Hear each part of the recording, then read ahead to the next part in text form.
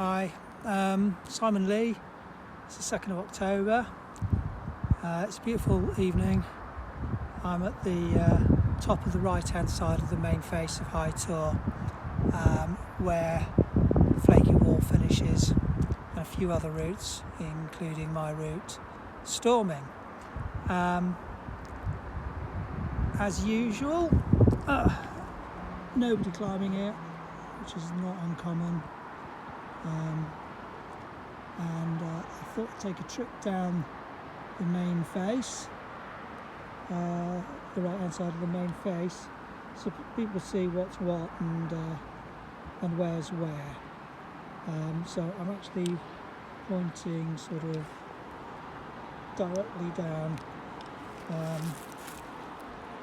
where storming comes up, and then you've got Bastille just to the right, and I'll go a bit lower and point out a few bits and bobs. So I'm about 30 foot lower than the top, and I'm at the alcove where recess, which I actually put in a peg here in probably about 1987, 86, when I was thinking of doing a big long diagonal, but I didn't take a very good line at the time and did the first pitch and didn't report it, and then tried to pull round onto the right hand side of the main face and gave it up as a bad job. But I came back a few years later and 9 years later, and did a big diagonal that made more sense called Dementia, and I backed up the peg with a bolt, and that was 9 years ago. And then the belay had been used for other things as well. It kind of doesn't really affect storming because you can just carry on to the top of about 5B with a bit of an awkward section to get past this thread above here. So, I mean, you could, with some faffing, arrange to clip the thread and come back down, and it really only affects the traverses that I did across here. One, I don't know if you can see it, the Dementia one goes past this top bolt on Bastille, which I didn't actually clip because it's actually the crux of the second pitch, and it's easiest not to clip it. And then just below it you've got the second bolt on Bastille. And I took another line quite a lot harder earlier this year called Daydream, which comes across tails and supersonic and all the rest of it at E66A, and I did clip that one and then sort of came up the wall to the belay. It makes sense to have the belay here. It's a nice spot for a start. You can see what your second is doing, and the ropes run well. But what I might investigate doing is for the traverses is see if I can organise some belay in the gully to the right, maybe even a peg belay. It seems like a bloody nonsense, but there you go. So you can see the top wall of Bastille here. I'll go a bit lower again, and you can see things from a bit lower down. So a bit lower down, this is where storming comes up. Decadence breaks out from just down there. You come across the wall here, and as you can see, it's really nice rock. No bolts. There's a decent wire just down there, and where is it? Oh yeah, there's a cam placement and the thread there. Best not to thread the thread because it's quite fragile. But you're above the gear to making some tricky moves. But you get to a jug.